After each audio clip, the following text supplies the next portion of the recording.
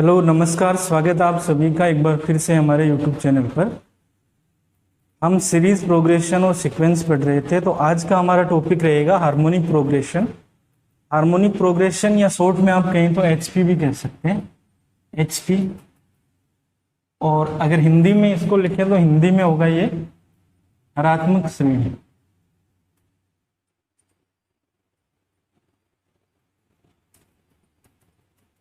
हरात्मक श्रेणी।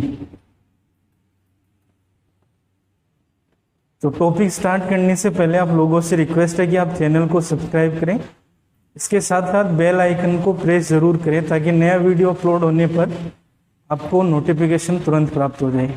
यदि आपको वीडियो अच्छा लगता है तो आप उसको लाइक और शेयर करना ना भूलें। चलिए हम स्टार्ट करते हैं हार्मोनिक प्रोग्रेशन एचपी या फिर हरात्मक श्रेणी। देखो, हरात्मक श्रेणी या हार्मोनिक प्रोग्रेशन के क्वेश्चन एग्जाम में डायरेक्टली नहीं पूछे जाते हैं, बहुत ही रेयर है कम्पिटिटिव एग्जाम्स में आपको एचपी के क्वेश्चन मिले। लेकिन जो हार्मोनिक मीन है या जो हरात्मक माध्य है उसके क्वेश्चन बहुत आते हैं एग्जाम में। ठीक है, उसका कॉन्सेप्ट बहुत सारे क्वेश्चंस में यूज होता है कम्पिटिटिव मैथ में। तो हमें क्या करना है, उसको समझने के लिए पहले हार्मोनिक जो प्रोग्रेशन है उसको थोड़ा सा हमें समझना पड़ेगा। ठीक है, तो ज्यादा नहीं करेंगे इसमें। ठीक है, कुछ एक इसके कॉन्सेप्ट और उसके बाद में इस पे आधारित 5-7 क्वेश्चन। इसके अलावा हम ज्यादा नहीं पढ़ेंगे क्योंकि डायरेक्ट क्वेश्चन इसके आते नहीं है। जो क्वेश्चन आते हैं वो मैं करवा दूंगा आपको। ठीक है, तो चलिए हम स्टार्ट कर लेते हैं। देखिए, हरात्मक का मतलब, हर का मतलब आपको पता है, हर का मतलब बट्टे में होता है। जो संख्या, जैसे कोई फ्रैक्शन हमने लिखी हुई है, कोई भिन्न लिखी हुई है मान लो, तो ये हर होता है। ठीक है, और इसी के आधार पे इसका नाम क्या है, आपका हरात्मक श्रेणी रखा हुआ है। देखिए, हर जो होता है वो एक तरह से इनवर्स होता है ना, इनवर्स या उल्टा होता है। आप कह सकते हैं कि आप ये कह सकते हैं कि ये तो जो है ये तो डायरेक्ट मल्टीप्लिकेशन में और ये क्या आपका डिवीजन में। तो डायरेक्ट मल्टीप्लिकेशन का जो उल्टा होता है वो डिवीजन होता है आपका, है ना। ठीक है, तो जो भी सीरीज जिसके अंदर बट्टे में लिखी हुई संख्याएं, ठीक है, या हम ऐसे कह सकते हैं कि मान लीजिए कोई समांतर श्रेणी आपके पास में, अगर उसकी टर्म्स को आप इन्वर्स कर दें। इन्वर्स करने का मतलब ये हुआ कि आप उनको रोटेट कर दें, यानी अंश की जगह हर और हर की जगह अंश कर दें सभी टर्म्स में, तो जो नई सीरीज निकल के आती है वो आपकी कहलाती है एचपी। फॉर एग्जांपल, जैसे मान लीजिए आपको एक समांतर श्रेणी दी हुई है, ये 5, 8, 11, 14, ये क्या आपके पास ये समांतर श्रेणी है या एपी है, ये एपी दी हुई है। अगर आप इसकी टर्म्स को इन्वर्स कर दें, इन्वर्स मतलब आप इनको रेसिप्रोकेट कर दें या इनको उल्टा लिख दें, तो क्या बनेगा, देखो 1/5, इसको उल्टा कर दिया हमने, 1/8, 1/11, 1/14। ये जो सीरीज निकल के आई है आपकी, ये क्या होगी, एचपी। तो एचपी की डेफिनेशन यही है। ठीक है, इसमें ऐसा नहीं होता है, देखो ऐसा नहीं होता है कि 1/8 में से 1/5 घटाओगे अंतर बराबर रहेगा, बिल्कुल नहीं रहेगा, अलग अलग डिफरेंस आएगा। ठीक है, लेकिन आपको जो ध्यान रखनी है इसकी डेफिनेशन वो ये होती है कि अगर किसी एपी की टर्म्स को इन्वर्स कर दिया जाए या रेसिप्रोकेट कर दिया जाए या व्युत्क्रम कर दिया जाए, तो जो सीरीज निकल के आती है वो क्या कहलाती है, एचपी। तो फिर इसका उल्टा भी ठीक है।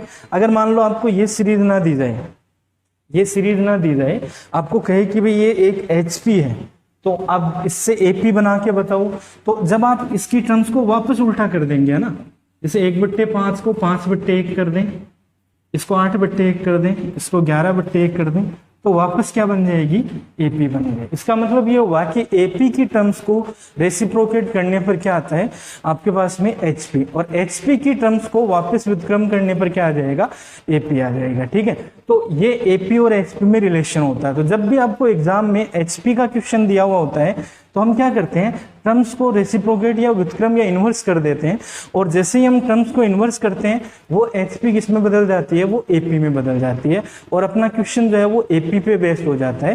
ठीक है, जब फाइनल आंसर आ जाता है, जैसे टर्म आ गई मान लो कोई, तो उस टर्म को वापस क्या करते हैं, उसका व्युत्क्रम कर देते हैं, इन्वर्स कर देते हैं, तो वो वापस किस में बदल जाती है, एचपी में बदल जाती है, और हमारा आंसर सही हो जाता है। ठीक है, तो एचपी को अलग से पढ़ने की हमें जरूरत नहीं पड़ती है। फिर भी कुछ एक कॉन्सेप्ट जो है इसके वो आपको समझने जरूरी है, इसलिए मैं आपको बता रहा हूँ। ठीक है, तो ये तो हो गई एपी और एचपी में रिलेशन कि एपी और एचपी क्या होती है। ठीक है, तो हमें पता है सबको भाई, जो जनरल एपी होती है वो क्या होती है, ए। कोई भी एपी जो है उसको हम इस तरीके से लिखते हैं, ए ए प्लस डी, ए प्लस 2d, इस तरीके से चलेगा।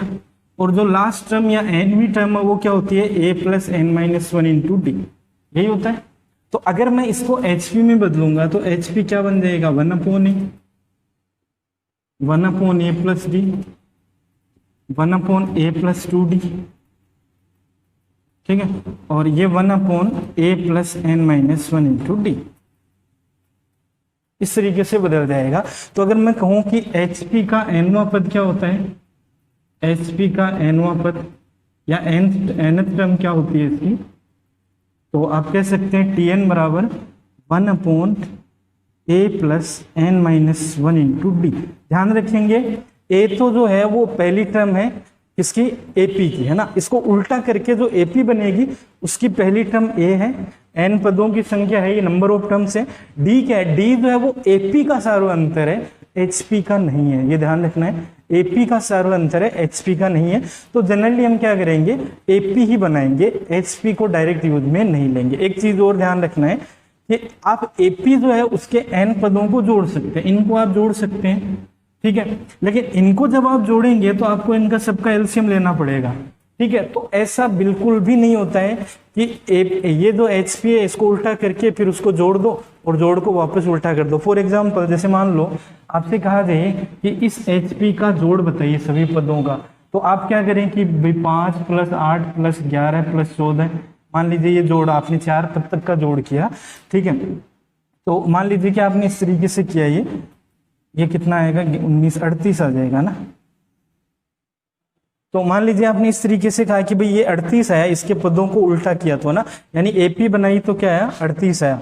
अब आप कहते हैं कि इसका जो जोड़ है वो 1/38 आएगा, ये बिल्कुल गलत है। इसका मतलब ये हुआ कि आप hp को एपी में बदलकर nवां पद तो निकाल सकते हैं, ठीक है, लेकिन आप n पदों का योग नहीं निकाल सकते, क्योंकि आप इनको जोड़ेंगे ना चारों को तो 1/38 नहीं आने वाला है, ठीक है। तो ये ध्यान रखना है, nवां पद आपसे पूछ सकता है, n पदों का योग आपसे डायरेक्ट कभी भी नहीं पूछा जाएगा, तो इसको आपको याद रखने की जरूरत नहीं है। वैसे फॉर्मूला होता है इसका, लेकिन वो लॉगरिथम में होता है, यानी लॉग के साथ में होता है, लघुगणक में। लॉग हम आगे पढ़ेंगे, ठीक है, तब हमें समझ में आएगा। लॉग पे क्वेश्चन दे नहीं सकता एग्जाम में, कम्पिटिटिव मैथ में। कारण है कंपटीशन में लॉग देगा तो उसको वैल्यू देनी पड़ेगी लॉग की, है ना, क्योंकि जो आपका कैलकुलेटर है वो अलाउ होता नहीं है साइंटिफिक एग्जाम में, तो इसलिए उसको वैल्यू देनी पड़ेगी। तो उस चीज से बचने के लिए जनरली ऐसे क्वेश्चन नहीं बनाए जाते हैं जिसके अंदर आपको योग करने के लिए कहा जाए, ठीक है। तो चलिए हम स्टार्ट कर लेते हैं, इसके कुछ क्वेश्चन से आपको समझ में आ जाएगा किस तरह से सोल्व करनी है। मान लीजिए ये क्वेश्चन दिया हुआ है हमें कि एक hp आपकी 1/4, 1/9, 1/14, 1/19, आपको इसका 70वां पद निकालना है। तो हम क्या करेंगे, सबसे पहले hp को ap में बनाएंगे। तो ap में बनाने के लिए हमें इसको उल्टा करना पड़ेगा, तो 4/1 हो जाएगा, तो 4 लिख दिया। इसका अपोजिट या इनवर्स क्या होगा, 9, इसका इनवर्स क्या होगा, 14, इसका 19। तो 100% hp का उल्टा ap आएगी, है ना। तो ये ap बन रही है आपकी, ठीक है, एपी बन रही है। अब आप क्या करेंगे, इस एपी का nवां पद निकालेंगे। तो nवां पद क्या होता है, क्या कर रहे हैं हम, एपी का nवां पद निकाल रहे हैं, tn ऑफ एपी। एपी का nवां पद निकालेंगे तो a plus n minus one into d, तो a तो हो गया 4, n माइनस वन, डी कितना है, d यानी सार्वअंतर कितना चल रहा है, डिफरेंस 5 का। तो इसको हम कहेंगे n की जगह 70 रख देते हैं, 70वां पद निकालना है। तो ये हो जाएगा 4 प्लस 69 गुणा 5, ठीक है, तो 345 आएगा। 70 गुणा 5 350 हो गया, उसमें से 5 कम कर दो, ठीक है, ये कितना आ जाएगा, 349। तो जो एपी है, इस एपी का 70 नंबर का पद क्या आएगा, 349। और हमें पता है एपी को उल्टा करेंगे तो क्या आएगी वापस, एचपी। तो टीएन ऑफ एचपी क्या हो जाएगा, यानी 70वां पद hp का क्या बनेगा, तो 349 का उल्टा कर दो तो 1/349, ये इसका क्या रहेगा, 70 नंबर का पद आएगा। तो जब भी आपको कोई भी पद पूछे तो आप इस तरीके से ज्ञात कर सकते हैं, ठीक है। नेक्स्ट क्वेश्चन है, किसी hp का 14वां पद 108 है और 19वां पद जो है वो 153 है, तो उस hp का 12वां पद कितना होगा, ये आपको बताना है, ठीक है। 2 पद दिए हुए और 1 पद आपसे और पूछा हुआ है। तो सबसे पहले हम क्या कहेंगे, हम ये कहेंगे कि भाई इसको एपी में लेंगे ना, T14 और T19 ये दो पद दिए हुए, तो हम एपी के 14वें और 19वें पद लिखते हैं। अब इसको 1/108 करें और इसको 1/153 इस तरीके से है ना, मान लीजिए। तो 1/108 ये एचपी में है, इसको एपी में लाएंगे तो उल्टा हो जाएगा, तो 108 हो जाएगा ना एपी में 14वां पद, और 1/153 को उल्टा करेंगे तो 153 हो जाएगा 19वां पद एपी में। ठीक है, अब आपको पता है कि भाई ये क्या होता है, 14वां पद एपी में क्या होता है, तो a + 13d होता है। 14वां है तो 13 लिखेंगे, जिनको नहीं पता लग रहा है वो पीछे एपी के वीडियो जाके देख लें एक बार। ठीक है, और 19वां पद क्या होता है, a + 18d होता है। ठीक है, तो ये दो इक्वेशन बन गई। ठीक है, इसमें से ये माइनस कर दें, 18 या 13 जो भी करना चाहिए, 13 में से 18 तो माइनस के 5d बचेंगे क्योंकि a तो कट जाएगा। ठीक है, इसमें से ये घटाएंगे तो माइनस के 45 बचेंगे। यहां से d बराबर कितना आ जाएगा, 9। d की वैल्यू 9 आ जाएगी, और ये d का मान 9 जो है यहाँ रख दो, तो यहाँ रख दो, एक इक्वेशन में रख दो किसी में भी। तो a + 13d था ना, तो d की जगह 9 रख दिया, बराबर 108 था। यहाँ से a बराबर कितना आ जाएगा, तो 117। 117 को इधर लाके घटाएंगे तो 9 आ जाएगा माइनस, a की वैल्यू -9। अब हमें क्या पूछा है, हमें पूछा है T12, लेकिन हम AP का ही निकाल रहे हैं पहले ना। T12 को क्या लिख सकते हैं, a + 11d, तो a कितना है -9, 11d कितना है +9। ठीक है, तो इसको सोल्व करेंगे, 99 - 9 90 आ जाएगा, 12वां पद 90 आएगा। ये किसका है, AP का। हमें किसका निकालना है, HP का, तो इसका उल्टा कर देंगे, तो T12 of HP, T12 of HP कितना आएगा, तो इसका अपोजिट यानी 1/90। तो 1/90 इस क्वेश्चन का क्या हो जाएगा आंसर। ये एपी में मैंने आपको करवाया सारा। ठीक है, तो अगर आप लोगों को यहाँ नहीं पता लग रहा है, आप एपी में जाके देखें दोबारा, यही क्वेश्चन मैंने एपी में भी करवाया है इसी तरीके के। यहाँ पे कुछ नहीं है, बस जो एचपी है उसको लाना है, तो उसको उल्टा कर देंगे एपी को, बस वो एचपी में बदल जाएगा। ठीक है, तो अगर आपको इस तरह का क्वेश्चन दे तो भी आप कर सकते हैं। ये हमारा क्वेश्चन है कि एबीसी एचपी में, 3 संख्या एबीसी वो एचपी में है, तो ये जो एक नंबर दिया हुआ है, ये संख्या दी हुई है, इसका मान इन ऑप्शंस में से कौन सा होगा। तो मैं इसको 2 मेथड से बता रहा हूँ। एक तो आप क्या कर सकते हैं, ऐसे क्वेश्चंस अगर पूछे तो आप वैल्यू पुट करके कर सकते हैं, और दूसरा आप इसको पूरा भी सोल्व कर सकते हैं। तो मैं पहले पूरा बता देता हूँ, फिर वैल्यू पुटिंग से भी बता देता हूँ क्या होगा। देखो हमें क्या दिया है कि एबीसी क्या है, एचपी में है।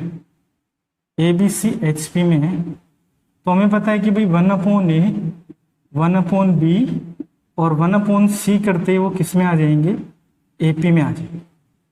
अब हमें ये भी पता है कि एपी जो है उसका कॉमन डिफरेंस सेम रहता है, यानी सारा अंतर सेम रहता है। तो इसमें से ये घटाओ, इसमें से ये घटाओ, दोनों बराबर आएंगे, अंतर बराबर आएगा। ठीक है, तो 1/b - 1/a उतना ही आएगा जितना 1/c - 1/b आए। ये एक रिलेशन हमें यहाँ से मिल रहा है। देखिए ये जो टर्म्स हैं ये कुछ इसी तरीके की दिख रही है ना। तो जब भी ऐसी टर्म्स दिखे तो आप कंफर्म मानिए आपको ऐसे ही करना है। ठीक है, अब यहाँ पे आपको वैल्यू पुट करनी है। ठीक है, तो ऑप्शन अगर मैं देखूं तो मुझे एक ऑप्शन ऐसा भी दिख रहा है कि ए और सी ऑप्शन जो है वो दोनों भी आंसर हो सकते हैं। तो मुझे क्या करना है, सारे देखने पड़ेंगे कि ये वाला ये अलग अलग तरीके से बनाए जा सकते हैं क्या। ठीक है, देखो सबसे पहले हम क्या करें, किसी एक वेरिएबल को हटाने की ट्राई करते हैं। जैसे मैं ये ऑप्शन देखता हूँ तो इस ऑप्शन में मुझे क्या दिख रहा है, बी दिख रहा है और ए दिख रहा है। ठीक है, तो मैं सी को हटाने की ट्राई करता हूँ ना। ठीक है, तो इस इक्वेशन में से मैं सी हटाता हूँ। तो सी हटाने के लिए मैं यहाँ से सी की वैल्यू निकाल लेता हूँ। देखो 1/c बराबर क्या आएगा, इस 1/b को उधर ले जाएंगे तो 1/b प्लस 1/b क्या बन जाएगा, 2/b और माइनस का 1/a। ये 1/c की वैल्यू है, ये मैं इसमें से रिमूव कर रहा हूँ। तो क्या बनेगा, देखो 1/b और 1/c की जगह मैं रख देता हूँ 2/b -1/a -1/a, यही बनेगा। इसी तरीके से यहाँ पे भी 1/c की जगह क्या रख दें, 2/b -1/a, फिर आगे क्या है +1/a और -1/b। ये हमें इस तरीके से दिया, तो यहाँ पे ये कैंसिल आउट हो जाएगा। ठीक है, अब देखो 1/b 2/b, तो क्या बन गया 3/b, और 1/a 1/a दोनों माइनस के हैं, तो माइनस के 2/a बन गए। ठीक है, यहाँ पे अगर देखें तो 2/b में से 1/b घटा तो क्या बचा, 1/b बचा। इस 1/b को अंदर मल्टीप्लाई कर दें, अंदर मल्टीप्लाई कर दें तो देखो क्या बनेगा, ये 3/b² हो जाएगा और ये 2/a भी हो जाएगा। इसका मतलब ये हुआ कि ए ऑप्शन जो है वो सही है, ये बनाया जा सकता है इससे। ठीक है, तो एक ऑप्शन हमने देख लिया। चलो मैं सी और देखता हूँ, क्योंकि दोनों दे रखे ऑप्शन में तो मैं दूसरा चेक करता हूँ, अदरवाइज तो ए आंसर हो जाता अपना। ठीक है, लेकिन क्योंकि सी भी बोला है तो सी और चेक कर लेता हूँ मैं। ठीक है, तो सी के अंदर अगर मैं ध्यान से देखूं तो मुझे क्या दिख रहा है, बी दिख रहा है और सी दिख रहा है ना, बी और सी ही दिख रहे हैं। इसका मतलब ए हटाना है मुझे, तो मैं क्या करूंगा, ए को इधर ले आता हूं, तो 1/a बनेगा, इधर आएगा तो ना 1/a प्लस हो जाएगा, 1/b उधर जाएगा तो 2/b प्लस 1/c ये बनेगा। ठीक है, 1/a की वैल्यू ये आएगी, यहाँ से निकाल लेंगे, ये 1/a की वैल्यू यहाँ पुट कर दो दोनों जगह, तो क्या बनेगा देखो, ये क्या बनेगा 1/b प्लस 1/c।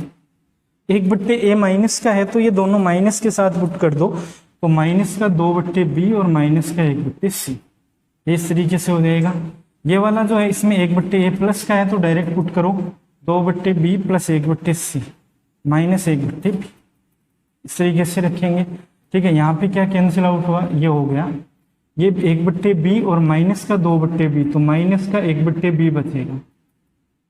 यहाँ क्या बचा, तो यहाँ अगर देखें तो देखो 2/b में से 1/b घट गया तो 1/b बच गया और 2/c बच गया। ठीक है, इस तरीके से बचेगा। अब हम क्या कर सकते हैं, इसको अंदर मल्टीप्लाई कर देते हैं, कहीं पे कुछ मिस्टेक की हमने।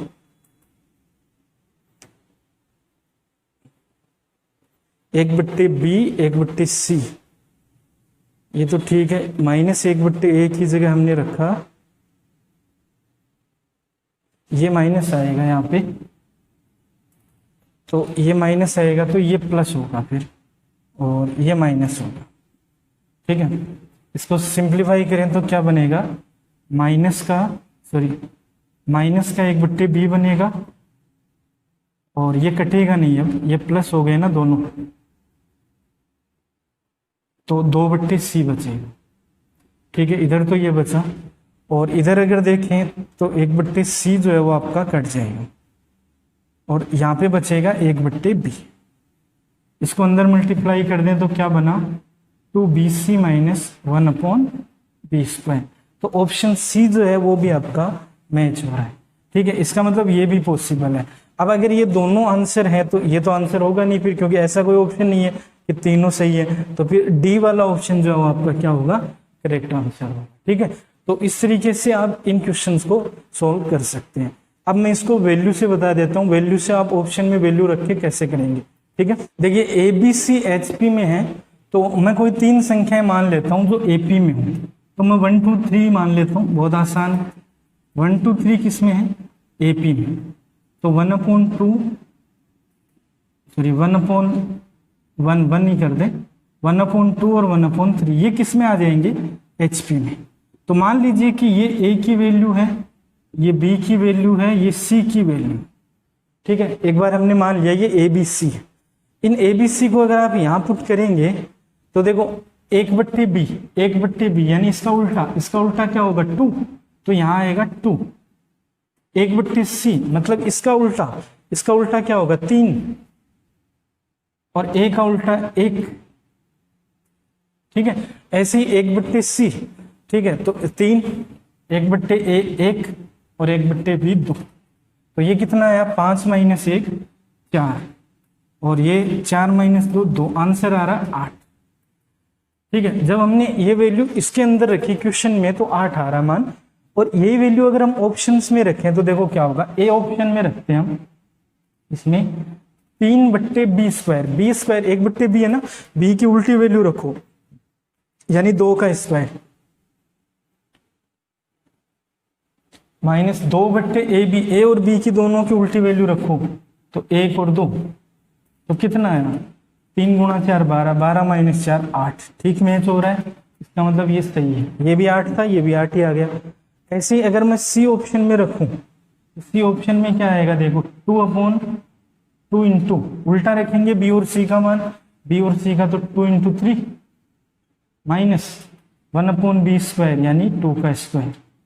तो क्या आएगा 12 माइनस 4, ये भी 8 आ गया। तो ये भी सही है। ऑप्शन बी में रखोगे तो ये 8 नहीं आएगा, आप रख के चेक कर लो। इसका मतलब ए और सी दोनों क्या है, सही है। ठीक है, तो इस तरीके से आप वैल्यू पुट करके भी इसको सोल्व कर सकते हैं। चलिए ऐसा एक क्वेश्चन और लिख देता हूं मैं। तो ये अपना एक और क्वेश्चन है इसी तरीके का, ABC HP में है, तो आपको इसकी वैल्यू बतानी है तो ऑप्शन से ही जाइए, बहुत आसान है। इस बार तो हमें ऑप्शन भी संख्याओं में दिए हुए, तो बहुत आसान हो जाएगा। ABC, मान लीजिए कि ABC क्या है, वही एक हो गया, 1/2 हो गया, 1/3 हो गया, क्योंकि HP में मानना है ना, तो उल्टा मानेंगे 1 2 3 का, तो 1 1/2 और 1/3। आपको अगर लग रहा है कि भाई बट्टे में मानने से कैलकुलेशन बढ़ रही है, तो मैं तरीका बता देता हूँ।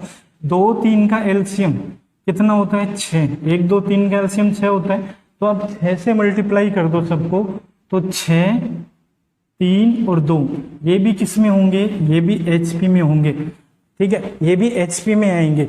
अगर आप इस तरीके से करें ना कि बट्टे में आ रहा है कि मैं बट्टा नहीं रखना चाहता, तो बट्टे को हटाने का तरीका क्या है कि ये जो भी संख्या है 1 2 3 बट्टे में जो भी आ रहा है उसका एलसीएम से गुणा कर दो इसको, तो आपको वो संख्या नॉर्मल मिल जाएगी, है ना, वो बट्टे में नहीं आएगी फिर। तो 6 3 2 रख दो ABC की जगह। जैसे मैं B की जगह क्या रखता हूँ, 3, B की जगह 3 रखा, A की जगह 3 + 6 3 - 6। ठीक है, ऐसे ही 3 + 2 और 3 - 2, तो ये क्या बनेगा 9 प्लस का 9/-3